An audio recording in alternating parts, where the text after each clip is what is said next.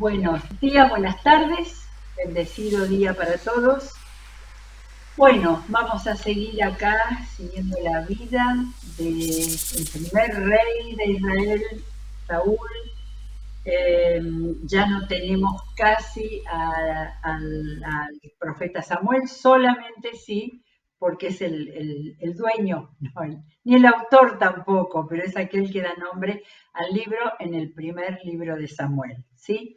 Y entonces vamos a seguir con este recorrido y con un título difícil, pero creo que es el que resume todo lo que está pasando en el reinado de Israel, la caída espiritual del rey. De manera que ahí apuntamos, ahí vamos a seguir con esta historia. Tuvimos ayer un momento glorioso, claro, porque apareció David, porque apareció uno de los hechos bíblicos más conocidos, que ha sido el joven David peleando con el gigante Goliat, y con eso tan significativo, ¿no? Que es ver valentía, dependencia de Dios, estar dispuesto a luchar porque era alguien que estaba contra los escuadrones del Dios viviente, como lo llamó el gigante Goliat, y dijimos la dependencia de Dios y el mostrarse como un eh, hijo de Dios decidido, valiente. Y ya tenemos entonces en esta historia, lo tenemos a David. Y por eso hoy vamos a la caída espiritual del rey, ¿sí? Y entonces vamos a ver todo lo que pasa con Saúl. Terminamos el capítulo 17 con una frase y acá nos viene una indicación muy interesante de lo que tiene que ver con la composición de la Biblia, especialmente del Antiguo Testamento. Termina el capítulo 17 diciendo: ¿de quién eres hijo, muchacho?, preguntó Saúl ante ese muchachito valiente que había aparecido. La respuesta de David fue: de Isaí de Belén, servidor de su majestad. Parecería que era el primer encuentro, pero resulta ser que estamos en el final del capítulo 17 y miren cómo empieza el 18. Una vez que David y Saúl terminaron de hablar, Saúl tomó a David a su servicio y desde ese día no lo dejó volver a la casa de su padre. ¿Sí? Pero resulta que en el capítulo anterior, en el otro capítulo, el otro día llegamos hasta ahí, capítulo 16, 14, y dijimos, no vamos a seguir con esto, porque acá este pasaje corresponde a después, cuando empezó a haber una relación entre el rey Saúl y el joven David.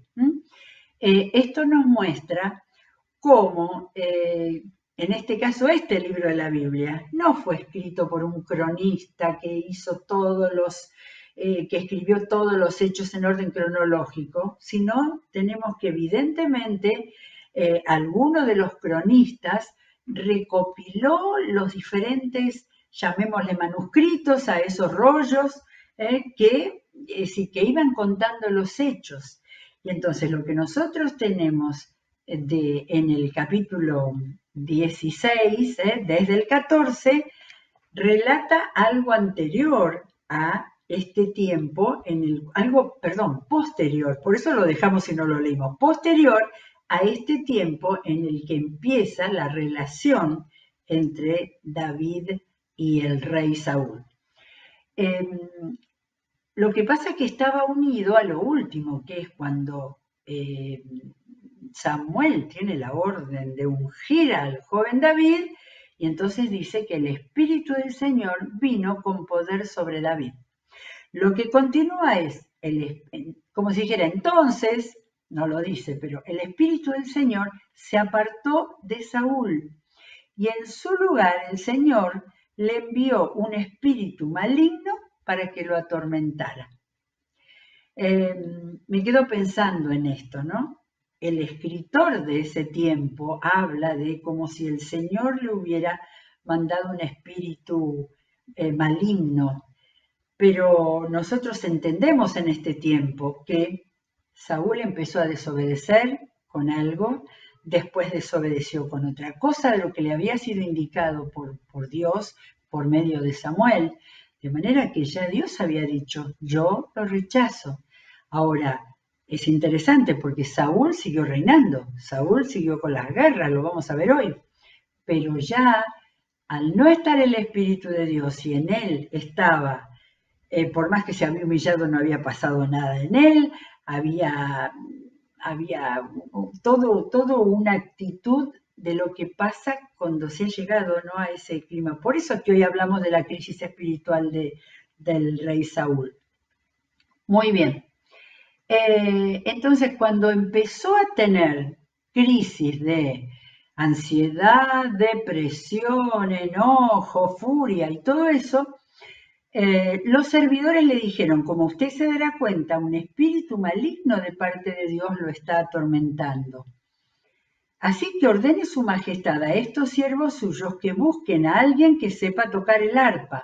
Así, cuando lo ataque el espíritu maligno de parte de Dios, el músico tocará y su majestad se sentirá mejor. Bien, le respondió Saúl, consíganme un buen músico y tráiganlo. Uno de los cortesanos sugirió, conozco a un muchacho que sabe tocar el arpa. Es valiente, hábil guerrero, sabe expresarse y es de buena presencia. Además, el Señor está con él. Su padre es Isaí, el de Belén. Entonces Saúl envió unos mensajeros a Isaí para decirle, mándame a tu hijo David, el que cuida del rebaño. Isaí tomó un asno, alimento, un odre de vino y un cabrito y se los envió a Saúl por medio de su hijo David. Cuando David llegó, quedó al servicio del rey Saúl, quien le llegó a apreciar mucho y lo hizo su escudero. Luego Saúl le mandó este mensaje a Isaí, permite que David se quede a mi servicio, pues me ha causado muy buena impresión. Cada vez que el espíritu de parte de Dios atormentaba a Saúl, David tomaba su arpa y tocaba. La música calmaba a Saúl y lo hacía sentirse mejor, y el espíritu maligno se apartaba de él. Es algo novedoso la musicoterapia, ¿no? Ya estaba en la Biblia, en el capítulo 16 del libro de Samuel. Muy bien, viene todo lo de David y Goliat, y el 18 dice así, de manera que este ha sido un compilado de hechos en ese tiempo, y por eso vamos a tratar de seguir la línea que sea más real cronológicamente. Una vez que David y Saúl terminaron de hablar, como si fuera después de lo de Goliat, Saúl tomó a David de servicio, desde ese día no lo dejó volver a la casa de su padre. Jonatán, por su parte, entabló con David una amistad entrañable, y llegó a quererlo como a sí mismo. Tanto lo quería que hizo un pacto con él. Se quitó el manto que llevaba puesto y se lo dio a David, también le dio su túnica y aún su espada, su arco y su cinturón. Acá comienza la amistad de David y Jonatán, el hijo de Saúl. Cualquier encargo que David recibía de Saúl lo cumplía con éxito, de modo que Saúl lo puso al mando de todo su ejército, con la aprobación de los soldados de Saúl y hasta de sus oficiales. Me encanta el conector que une este párrafo con el que sigue. Si lo leemos rápidamente casi no nos damos cuenta, pero fíjense que dice, ahora bien, o sea, este momento de idilio entre Saúl y su escudero que le calmaba los nervios. Ahora bien, cuando el ejército regresó después de haber matado a David al filisteo, de todos los pueblos de Israel salían mujeres a recibir al rey Saúl. Al son de liras y panderetas cantaban y bailaban y exclamaban con gran regocijo. Escuchemos el cantito. Saúl destruyó a un ejército, pero David aniquiló a 10. Acá empieza la crisis espiritual del rey. Disgustado por lo que decían, Saúl se enfureció y protestó. A David le dan crédito por 10 ejércitos, pero a mí por uno solo. Lo único que falta es que le den el reino. Yo acá pensé, estaba profetizando Saúl, estaba profetizando, ya sospechaba. Y lo sabía, Dios se lo había dicho. Esto es tan claro de cosas que Dios dice que van a tener su momento en que se cumplan, ¿sí? Todavía no era el momento en que David había llegado a la madurez como para ser rey. Había muchas batallas que llevar adelante. Bueno, lo único que falta es que le den el reino y a partir de esa ocasión Saúl empezó a mirar a David con recelo. Así que tenía angustia, depresión y todo eso, y ahora empezó la envidia. Al día siguiente, el espíritu maligno de parte de Dios se apoderó de Saúl, quien cayó en trance en su propio palacio. Andaba con una lanza en la mano y mientras David tocaba el arpa, como era de costumbre, Saúl se la arrojó pensando, a este lo clavo en la pared. 2 veces lo intentó, pero David logró esquivar la lanza. Ya sabemos cómo era de ágil, rápido y movedizo este muchacho, ¿no? Vamos por el capítulo 18, versículo 12. Saúl sabía que el Señor lo había abandonado y que ahora estaba con David. Por eso tuvo temor de David y lo alejó de su presencia, nombrándolo jefe de 1000 soldados para que dirigiera al ejército en campaña. David tuvo éxito en todas sus expediciones, porque el Señor estaba con él. Al ver el éxito de David, Saúl se llenó de temor. Pero todos en Israel y Judá sentían gran aprecio por David, porque él los dirigía en campaña. Un día Saúl le dijo a David, acá empieza otro incidente muy interesante. Aquí tienes a Merab, mi hija mayor, te la entrego como esposa con la condición de que me sirvas con valentía, peleando las batallas del Señor. No diría, bueno, le tuvo confianza de nuevo. Saúl pensaba, será mejor que no muera por mi mano, sino a mano de los filisteos. Pero David le respondió, ¿quién soy yo y quiénes son en Israel mis parientes y la familia de mi padre para que yo me convierta en yerno del rey? Otro punto a favor de David, una humildad. Cualquier otro hubiera tenido apetencia de entrar en el palacio, ¿no? Sin embargo, cuando llegó la fecha en que Saúl había de casar a su hija Merab con David, Saúl se la entregó por esposa a Adriel de Mejolá, otra mala del rey Saúl. Mical, la otra hija de Saúl, se enamoró de David. Cuando se lo dijeron a Saúl, le agradó la noticia y pensó, se la entregaré a él como una trampa para que caiga en manos de los filisteos. Así que volvió a decirle a David, ahora sí vas a ser mi yerno.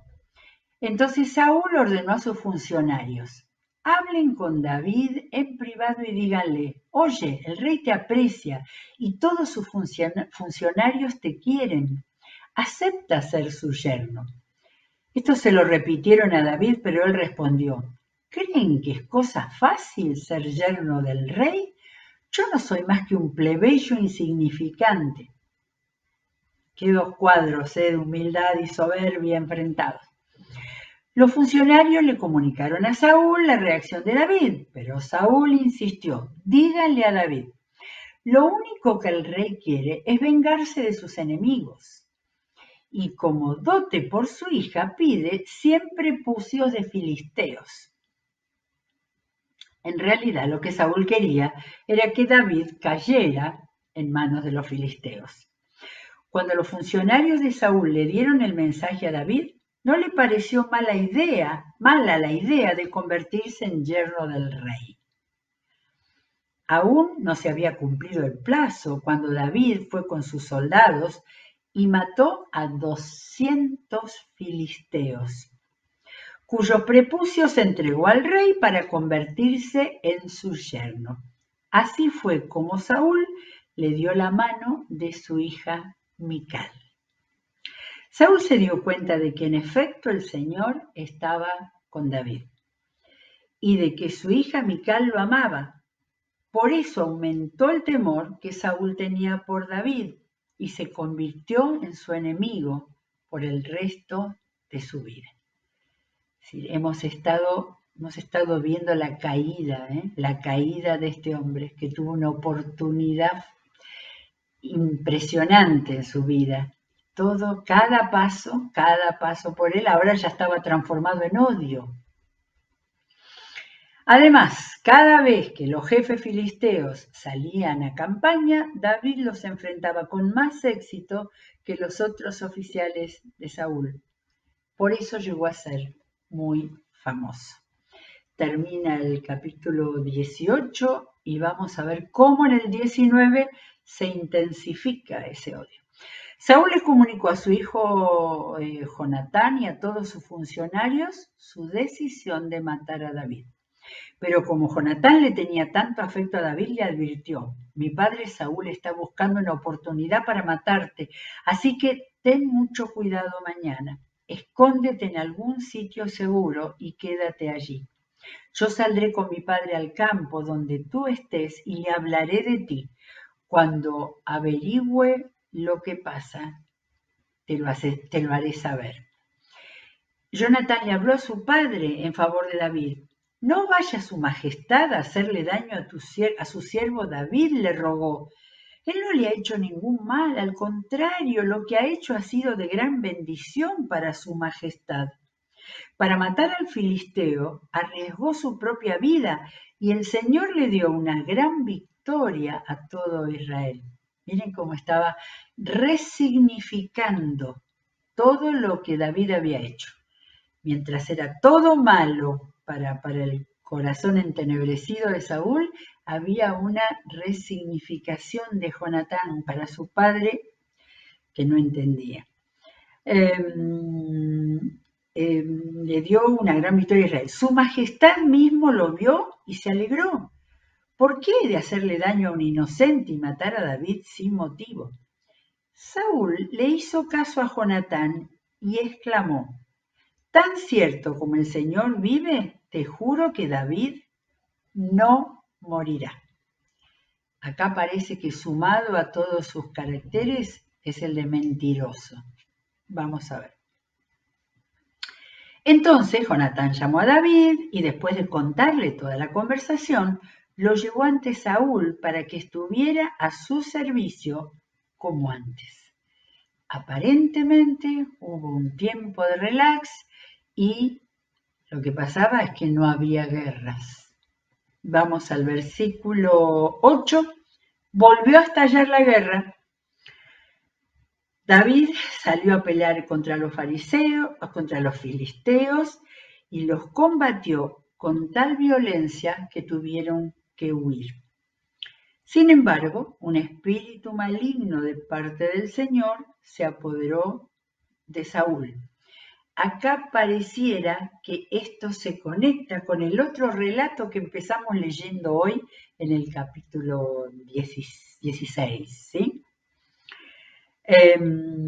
Estaba sentado en el palacio con una lanza en la mano, entonces David tocaba el arpa. Cuando David tocaba el arpa, intentó clavarlo en la pared con la lanza, pero David esquivó el golpe de Saúl, de modo que la lanza quedó clavada en la pared. Esa misma noche, David se dio a la fuga.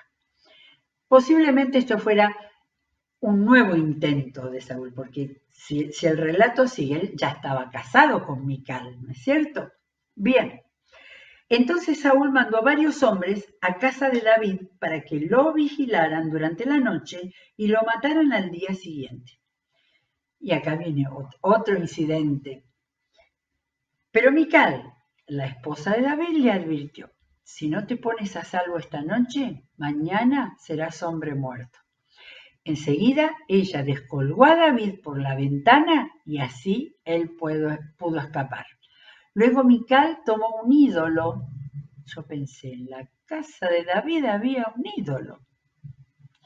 y lo puso, le habrá quedado de su vida anterior posiblemente, y lo puso en la cama con un tejido de pelo de cabra en la cabeza y lo cubrió con una sábana. Cuando Saúl mandó a los hombres para apresar a David, Mical les dijo, está enfermo. Pero Saúl lo mandó de nuevo a buscar a David, aunque esté en cama, tráiganmelo aquí para matarlo. Al entrar a la casa, los hombres vieron que lo que estaba en la cama era un ídolo con un tejido de pelo de cabra en la cabeza. Entonces Saúl le reclamó a Mical, ¿por qué me has engañado así? ¿Por qué dejaste escapar a mi enemigo? Ella respondió, él me amenazó con matarme si no lo dejaba escapar. Así que por el lado de Saúl venía la línea de mentira, pero bueno, estaba salvando a su esposa. Después de huir y ponerse a salvo, David fue a Ramá para ver a Samuel. Vuelve a aparecer Samuel, que estaba a mano, y contarle todo lo que Saúl le había hecho. Entonces los dos se fueron a vivir a Nayot. Cuando Saúl se enteró de que David estaba en Nayot de Ramá, mandó a sus hombres para que lo apresaran. Pero se encontraron, aquí, este capítulo, estamos en el 19, no nos olvidemos, en el 19 hay un montón de distintos episodios muy, muy interesantes, por decirlo más sencillo. Entonces el Espíritu de Dios vino con poder sobre los hombres de Saúl y también ellos cayeron en trance profético. Ya habíamos visto esto, ¿no? Del tema del trance profético. Empezaban a profetizar gente, pero en este caso eran la gente cercana a Samuel. Pero acá aparecieron a los soldados directamente. Al oír de la noticia, Saúl envió otro grupo, pero ellos también cayeron en trance. Luego mandó un tercer grupo y les pasó lo mismo. Por fin, Saúl en persona fue a Ramá y llegó al gran pozo que está en Secú. ¿Dónde están Samuel y David?, preguntó. En Nayot de Ramá, le dijeron. Saúl se dirigió entonces hacia allá, pero el Espíritu de Dios vino con poder también sobre él. Y Saúl estuvo en trance profético por todo el camino hasta llegar a Nayot de Ramá. Luego se quitó la ropa y desnudo y en el suelo estuvo en trance en presencia de Samuel todo el día y toda la noche. De ahí viene el dicho, ¿acaso también Saúl es uno de los profetas? Era la segunda vez que a Saúl le pasaba. ¿Se acuerdan cuando estaba buscando las burras? Cuando ya Samuel sabía que lo tenía que ungir como rey de Israel y tuvo, diremos que la primera experiencia con el Señor de recibir el Espíritu de tal manera que lo transformara en ese momento y empezar a profetizar. No tenemos ningún dato para entender cómo era, si era algo hablado o si era una situación espiritual de arrebatamiento, pero en aquel momento todavía Saúl era un joven que recibió de Dios un llamamiento tan importante y nos dice que el Espíritu de Dios había entrado en Saúl, ¿sí? No busqué la cita hoy. Pero vuelve a pasar acá, nuevamente, en un momento en que está lleno de odio, de envidia, ya está asesino, porque no lo había matado, porque no había podido, porque Dios lo había preservado de distintas maneras, y porque también David se había escapado hasta de su propia casa. Qué extraño es eso, ¿no? Pero aun cuando no podemos explicarlo, aun cuando no tenemos las palabras que dijo Saúl, que decían los soldados de Saúl, que no tenían nada que ver, pero creo que lo que podemos entender es que el Señor, la mano del Señor, aunque no sea una mano humana, pero había parado ese instinto asesino de estos hombres, los soldados por mandato y Saúl por odio, los había detenido con una manifestación espiritual. No dice nada Y después ya, esperen que doy vuelta la hoja, y empieza el capítulo 20 y no dice nada de qué pasó con Saúl. ¿Qué pensó Saúl? ¿Habrá recordado cuando le pasó lo mismo, esa situación de haber sido envuelto por el espíritu y tener una manifestación de esas que cambian vida? Cuando uno, y lo sabemos los cristianos después de la resurrección de Jesús, lo que significa sentir la presencia del Espíritu de Dios que cambia los pensamientos, que cambia las actitudes, que hace mirar todo de una manera diferente y que hace recibir directivas del Señor. No cambió nada en Saúl. No dice que los soldados cambiaron de actividad y se quedaron ahí con los profetas los amigos profetas de Samuel. Pero lo que sí tenemos es que Dios en ese momento clave, con esa manifestación de su poder, detuvo la matanza de David en un momento que no iba a pasar nunca y que tampoco era el momento, porque estaba preparando a David. Saúl fue nombrado rey directamente por decisión del Señor. Se armó todo ese tema de la búsqueda de las burras, lo llevó Samuel, le habló, pasaron una noche en una azotea, ¿recuerdan? Y lo fue preparando y pronto lo ungió y después se lo presentó al pueblo. David, para llegar a ser rey, tuvo que mostrar valentía, tuvo que haber sido un general del ejército joven todavía y enfrentando a todo lo que significaba el terrible peligro de los filisteos. Próximos capítulos vamos a mostrar dónde estaba Filistea y vamos a mirar toda esa zona con la mirada de la historia de hoy. De manera que tomemos cada una de estas historias, no son porque sí.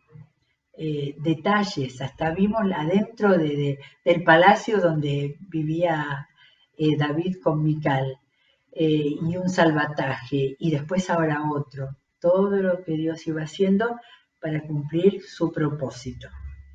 Dios lo hacía porque David estaba unido al Señor y su corazón le pertenecía al Señor. Bueno, y ya mañana seguimos, o la próxima seguimos, porque el capítulo 20 dice, David huyó de Nayot de Ramá y fue, y ahí nos viene otro episodio muy interesante de esta historia. De manera que llegamos a Samuel, primera de Samuel, capítulo 20. Los que quieran seguir leyéndolo, va el Señor a hablarnos por cada uno de estos momentos, como la historia habla, como la historia enseña, y cada vez podemos ver más el corazón de Dios. Cerramos la Biblia por el día de hoy, nos volveremos a encontrar si Dios quiere. Que el Señor los bendiga.